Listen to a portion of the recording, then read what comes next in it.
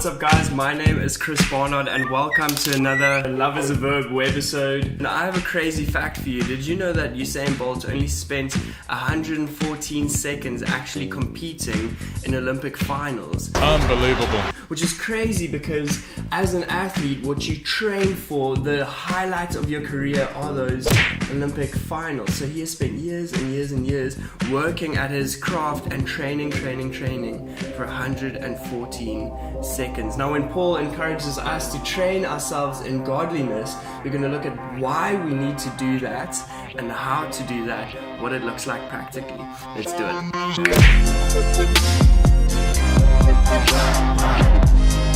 Okay, so now we're asking the question, why should we train ourselves in godliness? And what does that even look like? So let's answer why. So Paul actually gives us a straight answer in 1 Timothy 4 verse 8. Let me just get that straight.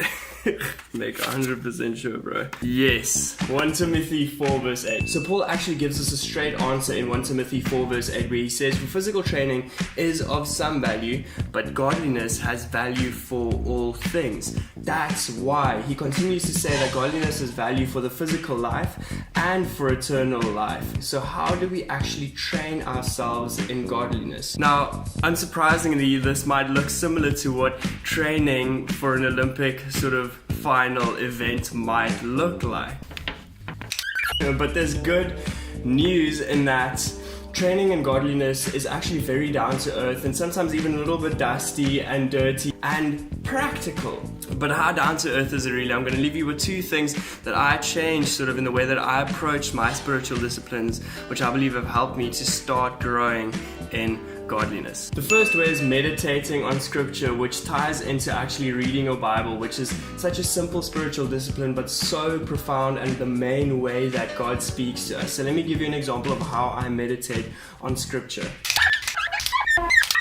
So one of the scriptures I took was Exodus 15 verse 11, where Moses writes, "Who among the gods is like you, O Lord? Who is like you, majestic in holiness, awesome in glory, working wonders."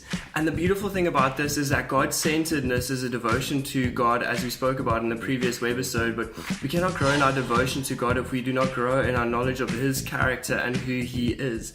So taking a Bible verse like this, where I'm meditating on God's holiness and His glory and Him being a miracle-working, supernatural, wonder-working God, and taking that and writing it down, memorizing it, meditating on it throughout the day. I would write it on my arm and think about it, which means that I'm taking head knowledge and slowly but surely I'm allowing the Holy Spirit to take it and to make it heart knowledge. And we need to acknowledge the fact that we cannot do this ourselves. It is through our dependence on the Holy Spirit to take what we know and to make it heart knowledge, and so that we can start living out that reality. And then the second thing that I did is I altered the way that I pray, and I made a commitment.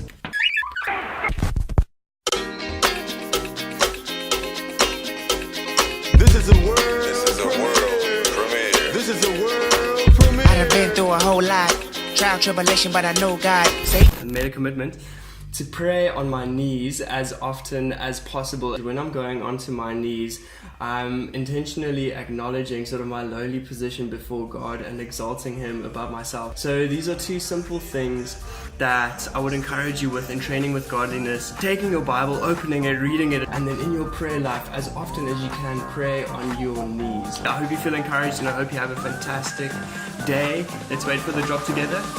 And then remember, love is a verb, so share it across. Remember to subscribe. Thanks.